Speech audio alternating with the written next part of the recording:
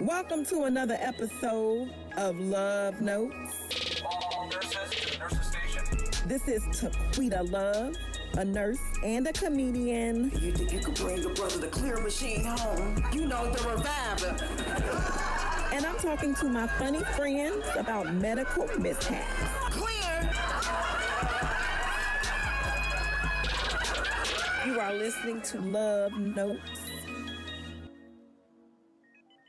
So I'm here with comedian, There we go. actor, writer, Mr. Sean Grant. Hey, that's me. Sean G. What you used to call yourself? Sean, I guess. You had all these names. A lot of people call me Sean G, but it was just Grant. Sean Grant. G. Sean Grant. Yeah, somebody actually gave me that advice. It was like, because I would go by Sean G, because I thought, oh, you're a black comedian.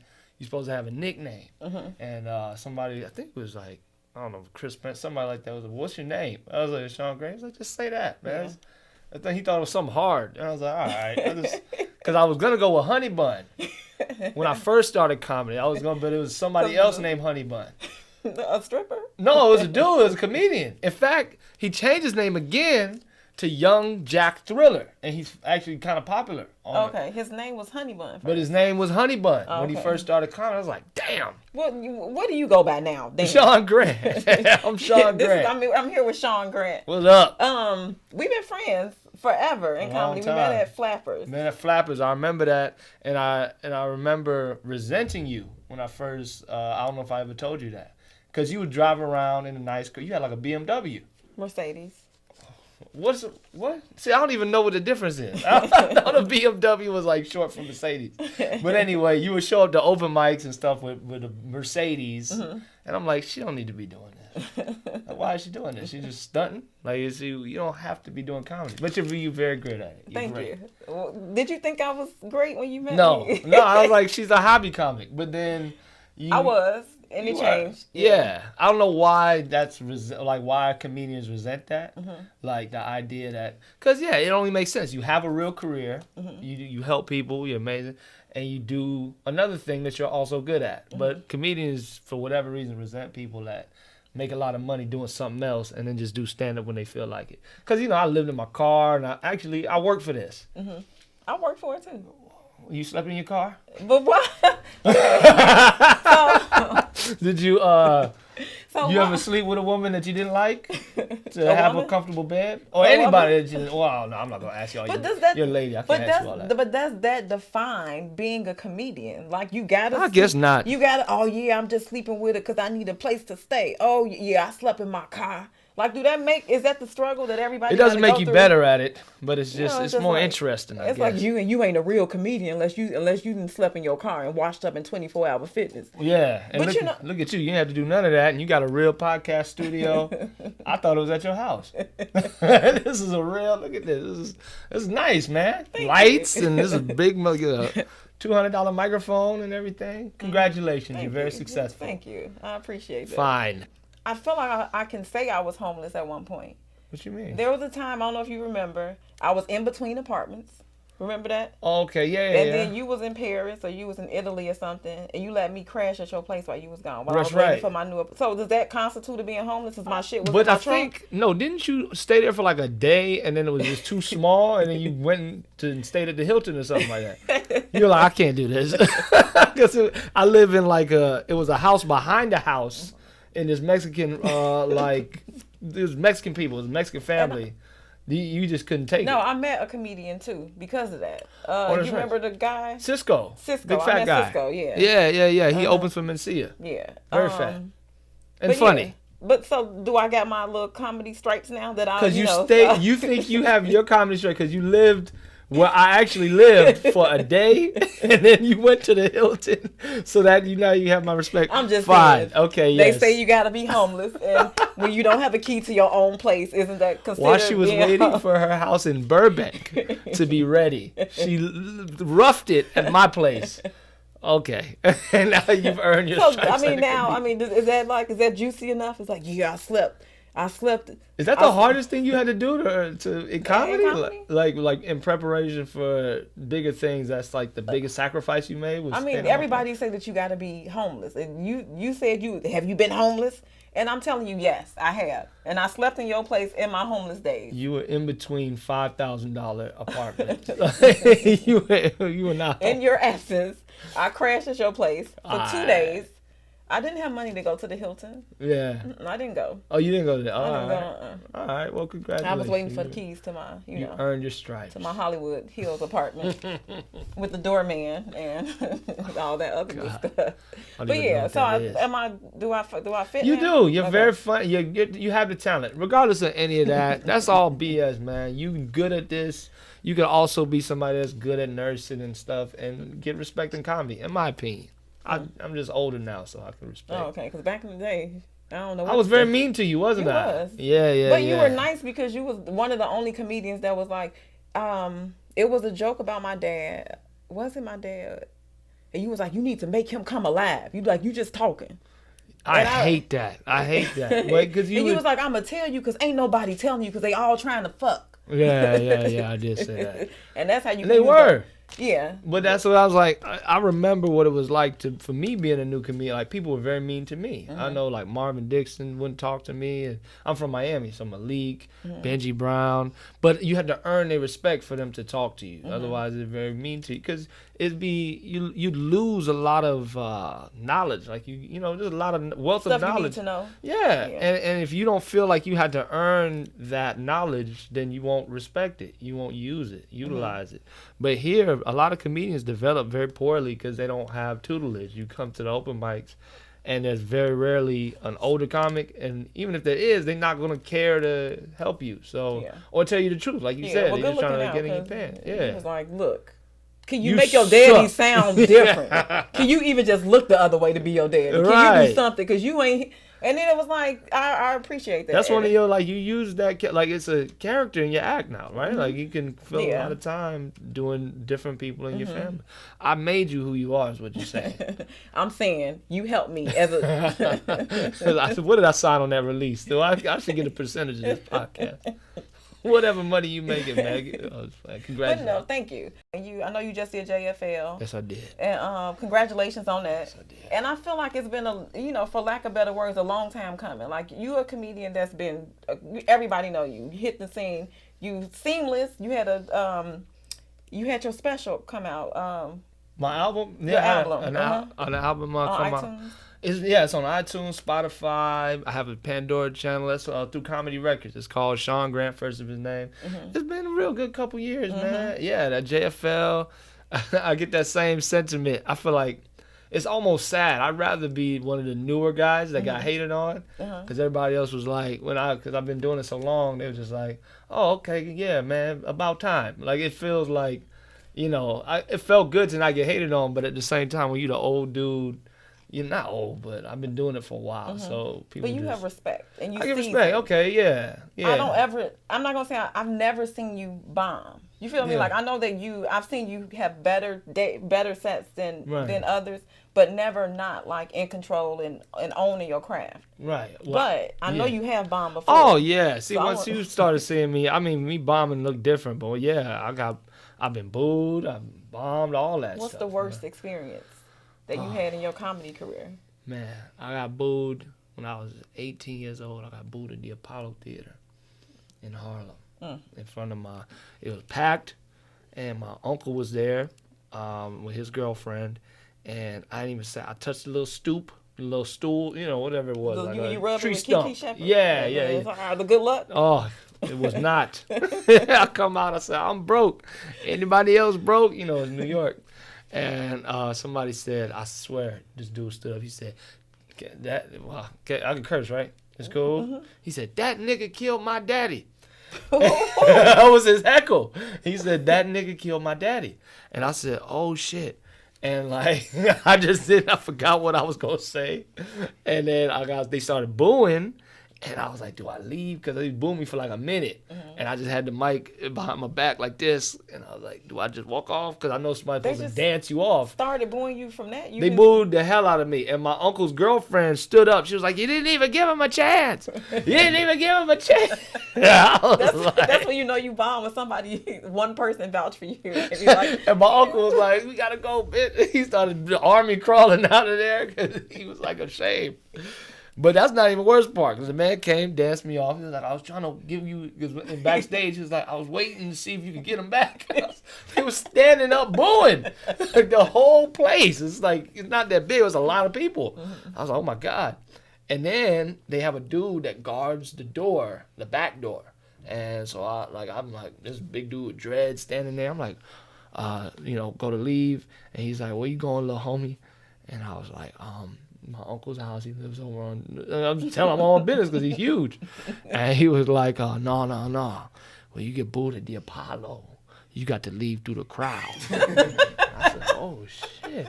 And they wait for you. Like everybody's like, they waiting, and it was me and this rapper and his family got booed, and this girl that sang Mary J. Blige, and they booed us again, like boo boo to your face. Like you never forget it. It's horrible. They make it, like so that bad. What was the walk like out of the Apollo? People saying personal stuff, like kill yourself and all that. Kill yourself? Kill yourself, yeah, like to your face.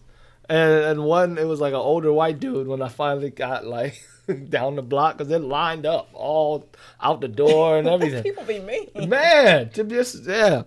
And this old white dude said, I wanted to hear what you had to say. I was like, you was bored too.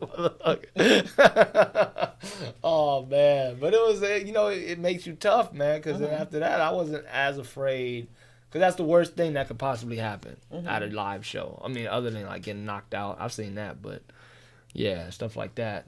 Luckily, none of it's happened to me. Like getting booed is pretty bad, but you had a bad one. I know your bomb story. That is the worst bomb story in my comedy career. And I hope that, you know what, a part of me is like, I hope that is the worst, but I hope that I get on levels higher to have more stories that are like that. Yeah, I mean, you had a tough gig. Corporate gigs always tough. I mean, not for me. I've been doing. Okay, so the story, which I've shared on with another comedian on another episode, but the story is pretty much, I had my first corporate gig. Yeah. And I bombed very bad. I failed. I did a new comedian thing where I didn't engage with the audience first. Right. Because they all know each other. It's like they friends, so it's hard to just do a straight stand-up show. Well, it would have been nice if you would have said that before I went up. Oh, no, I wanted you to bomb. Like, who she thinks she is riding around in a Benz? Oh, Bitch, yeah. You better take this L. Oh, man, yeah. So, I did the new But what I always thing. respected about you is you took your bombs, you took it to heart. Like, I'm sure you looked like you was going to lose sleep that night. You was, like, distraught. You came back to the table confused. Didn't even want to eat your dinner because they gave us dinner. Well, it was hard to eat at a table where nobody would look at you. Nobody was looking at you. You did like this. Oh, yeah. I didn't want to, because I had to go next. I didn't want the mojo on me. I didn't want that hooju. I just bombed energy. So that was the worst. And I know when I got back to my seat, I was like, I wish I could have just clicked my heels 3 times and been somewhere else. You was like, you should have said that shit on stage. Oh yeah, that was funny. That would have been funny. And that other shit, that shit wasn't funny. That was. Oh man, but that was. A lot of comics nowadays don't take bombs to heart, and I think that's why comedy's suffering. Like they don't go, I need to redo this, or they think something's wrong with the crowd. They blame other people, but you always like, I gotta figure this out. And I was like, that's great energy to have, man. That's why you're so successful. Thank you. Thank you so much. What else is going on in your world, comedy-wise? Comedy-wise, yeah, man. I just signed with a manager, dude, David Laffey. Okay. Laffey McGuffin. They're cool. Just good opportunity. I just done JFL. And what was that experience like? Oh, man. So I was supposed to just be doing the West Side Comedy Theater Showdown. And the dude, Jeff Singer, was judging it. So, let me just tell you. I was there. I think I didn't come to your actual show, but I was at the festival. The panel, yeah. So, And it's just, I know you, because I always see you at church. I always see you at Bible study. God is real, man. I don't know what you podcast audience likes, but damn what you like. Because God is real, man, because I wrote that in my calendar. That I was like JFL the blessings and some coming. other things. And it was already past that time. They'd already seen everybody. So they were on callback. So I said, oh, maybe God didn't mean it when he told me I was going to get a chance to audition. And a dude judged it. And he saw it. I had a great set. Killed it. Yeah, and he came and contacted the club to get in touch. And I wanted to talk to him that night, but I didn't know what to say. I was with my girl. I said, baby, that's the dude from JFL. Should I say something to him? She was like, yeah. And then I was like, I don't know what to say. I want to sound like, hey, I had a great set. I don't want to sound arrogant. What do I say to him? She was like, look, this is too weird now because he just paying for his parking. Let's get out of here. He was talking him. I was just staring at him. And I was like, do I say? She was like, look, we've been standing here for too long. Let's get out of here. So he contacted them and put me in the callbacks the next week and then picked me. And man, that's how God works. It's dope though. You don't see how it's always working in your favor, but people really need faith in something. I ain't saying you gotta worship my God necessarily, but you need something because this business is it's not a clear path. It's not like nursing. Oh, get a degree and another degree. Don't you know? No, I'm sorry. That's amazing. That's amazing that you can do it. You're very smart. Thank you. No, I was gonna say that we want to control stuff. We was like, because I met another booker from a late night show. But it didn't pan out to anything yet. But like it was like, oh, it might be happening. But then like you want to force it. You want to be like, hey, did you see? I got a new tape. But I feel like the way that the way that you got reached out to, that's when you know that your talent is substantial, and they reach out to you, and it be like you don't have to force nothing. Exactly. And you so seasoned that you undeniable. So.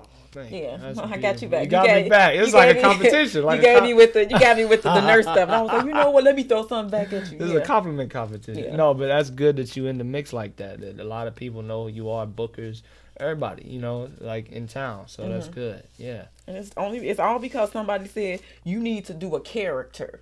Yeah, that's right. And you was like, stop talking like your daddy, and you talking like you. You know what? Let me stop taking all the glory. That's God, man. God just speaks through me. I ain't saying it's me. I just said God uses me as a vessel because I allow it. I need to stop letting you think that I'm doing all this from my power. You know that. Are you ashamed to say it? You get real quiet when I bring up God in here. No, you ashamed in the comedy? You bring God into the comedy world? I know where my glory comes from. Oh, okay, good. I know where it comes from. All right, it's not me. I don't know what you listen to in your Mercedes and all that. If you bumping gospel and still, whatever. If you one of them type of, but I go up in the comedy club and then I'm, like this. No, all right. I know where it comes from, and I can't deny it. Shout out the shit up. You just sprinkle the spirit up. Hey man, the Holy Ghost follow me. I don't know. Oh, okay. Wait a minute. I didn't know he was gonna minister to me today. And it's Sunday. Come on now. Stop. Damn this podcast now. Tell me some more about God. No, you gotta give me them questions. I want to talk about the Lord up in here. We talked about my job, right? Me being a nurse or whatever. And that was the job I had before comedy, and the job I had during comedy. But you had some interesting jobs too. Yeah, I've done movie usher. I was a movie usher. I actually talk about that on the next season of Laugh Track, so if y'all can check that out, it's gonna be on True TV. A little story about me doing that job. But I've done deli. I worked in the deli at Publix. Fast, that's not fast food necessarily, but that I've done door-to-door sales. That's horrible.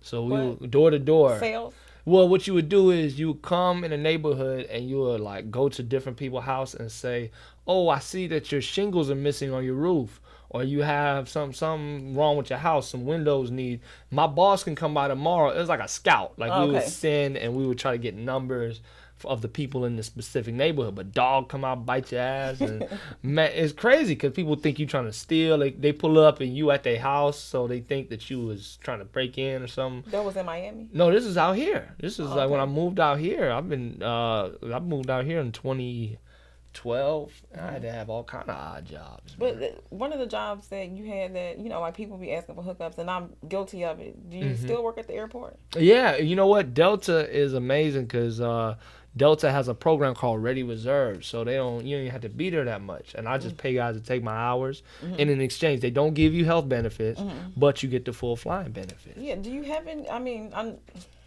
hooked you up one time. Remember we to go to Seattle, and you got nervous because well, we can't even speak on that. I can't tell you what we did, but we did something that I bent some of the Delta's rules. Yeah. To get you but on. But I mean, I know. I think I purchased the buddy pass from you, and I didn't not from me. You don't buy buddy passes from the employees because that's illegal. You don't give me no money. You pay Delta for what they charge for the buddy pass. I never redeemed it. And I think that you never got the refund.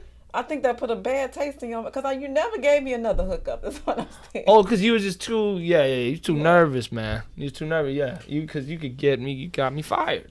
Yeah, but I didn't redeem that one, but Do you get a lot of people asking for when they see you? Because I saw you actually. I was going out of town. I saw you at work one day, and I was like, damn, I forgot to ask Sean for a hookup. Man, yeah. Is that out the question now that you rising? No, I mean, yeah, like for you the last person I actually let, because everybody else I just lie, I'm out. But like you the last person, because it's risky to give people those buddy passes, because if they trip on a plane, they bring some weed on there, or if they cuss out a flight attendant or a gate agent, you can get fired for that. Okay. So I'm like, oh no. So you out of buddy passes for the rest I'm out. I ain't got no more. I used all 8. My grandpa used them. Well, my background is nursing. So, do you have any unexpected trips to like the emergency room? Oh, when I first moved out here, I was staying with my homie. I knew him from Florida State. Kid named Andrew Batchelor. Online, he's called King Batch. But this is before he was famous on Vine and all that. And I stayed at his crib, and he was just leaving the house, and I had to go to a job interview. And I was losing weight because I wasn't eating. You know what I'm saying? Like I had to, I was broke. It was a struggle. It was a struggle. That only comedians go through. Let me tell you how bad it was. Right? Not people who do nursing.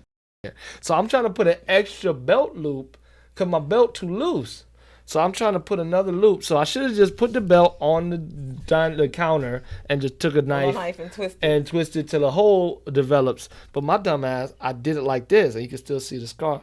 I was holding the belt and right into my wrist. Right, that's right. That's the suicide scar. Right, but it was jagged in there, and I started screaming like his blood just started gushing out, and I was like and like blood all over his carpet. And him and the girl he was dating at the time ran back, and like they rushed me to they called out the ambulance and all that. And he was like, while the ambulance is messing with this, he like, hey man, do you know how you get blood out of the carpet? Like, cause he's so damn cheap. He worried about his carpet. He was like, my boy gonna be okay? Okay, now this blood. He didn't even ask that. He just said, how you get blood out? And the dude was like, yeah, you put peroxide on it. And I was like, what is wrong with y'all? And the doctor really thought I was trying to be suicidal. When I went in there, he was like, well, listen, you're not supposed to. He's telling me how to do suicide because apparently he's supposed to go down on the wrist and that will kill you quicker. Oh, okay. So I don't know why he told me that. Maybe he was trying to be funny because he figured out we was comedians. So he was like, if you really want to kill yourself, buddy, you got to go down that way. I was like, what kind of medical advice? But that was the craziest ER story. I've been careful because I don't have health insurance to not hurt myself since. You don't know what that's like, but that's serious, man. Well, could you stop? You if you want to be a nurse, you can. I can show you how to do that. I'm not. Is it that obvious that I'm hating on you? Just like if you can even start at CNA. Some people just do CNA, and All right. But you got. I can make some of your myself. job is to. I mean, as a comedian, you get the benefits of flying. Right. Yeah. What more could you ask for? You're right. That's a good gig. But do your car have air conditioner now? Do my car have air conditioning? Since you want to throw jabs, okay, let me stop. You mean? I like it, man. I like it. You be like, you want to ride to Claremont with me? Do you have AC? You have to roll you over there. No, I'm just joking. I know you got it. I speak of beings with AC and everything coming for you. Oh, man. Amen. I received that. Oh. So, I knew it was in there. She mean. You ain't have to bring my stuff up like that. You nurses. Yeah, we eat. Yeah. But we also, work. That's and true. sacrifice. No, you do. You do Yeah. crazy hours. Aren't your shifts like 16 hours? or something? 16, 18, 24. Jeez, that's crazy, man. Yeah, everything comes with everything's give and take. Yeah. You know what I mean? Like a lot of people complain, like if you could do that type of work, if you could put in the hours and lose sleep and then go to a show, that's crazy. Have you done that? Gone from a shift to a show like that? Like 20 hours a day? I try to take naps in between. Okay. But yeah, I try to do my work, take a nap, hit a show, you know. Yeah. Do it like that. More power to you, man. That's dope. Thank you. See, no shade. Just straight up. That's 30 seconds. Do you got any home remedies? I know, like in our household, penicillin was the thing, like the pink penicillin. Well, no, my great grandma was she raised me for a lot of the time, and she's Jamaican by heritage. So Jamaicans, she would have aloe plants like in the yard, and she would just cut it and put the straight up aloe right on whatever's going on. She used to rub what was it? We would do Vicks all over your face. Vicks anytime you get a little cold. She would The make whole this, face? your whole face, like because this is the T zone. She would put it right there, and you were scared for it to run into your eyes. It burns. And then she would do, what else would she do? She would have when you were stuffed up, she would make you. I know this had to kill brain cells, but she would pour alcohol on a rag and make you inhale it, and it would clear your sinuses for real. But I'm like, that can't be. Did you get high? I'm sure we was high. Let me put these kids to sleep, smell the sniffing. Right. But she's the adult. She was an 80 or 90-year-old Jamaican lady. And, they got because they didn't have the right medical ideas. They would say stuff is consumption or whatever. Is consumption real? It's and what do you mean by that? She would just say you have consumption. She would just I'm supposed to know what that is from coming from. I thought it was like a medical shit. What is it? What? You never heard of that? So my grandma was straight lying. Like every time we get sick, she consumption, baby. I don't know. And then what? Sniff the, Sniff this. Take some aloe. Drink it straight up. We would have to drink ginger beer. Ginger beer I mess with for nausea. For nausea? Mm-hmm. She was just if we was sick, ginger beer. But yeah, just all kind of little Jamaican stuff, Have you ever heard of the earwax? Earwax for cold sores. Earwax for cold sores? You get a cold sore. You take your own earwax and you put it. Try it if it happens. You ain't gotta tell nobody. It works. Oh, isn't cold sore a herpes? That's a herpes. It right? is. Wow. Well, I don't have that. I'm good. Well, listen, Sean, it's been so good. I'm glad we ended by clarifying that I don't have herpes. Making sure It's been so good to see you. I haven't seen you since the West Side, but just you know how it is. You grow up with people in comedy. Absolutely. And you've been a part of my career. Yeah, and I'm proud of you, and I take all the credit.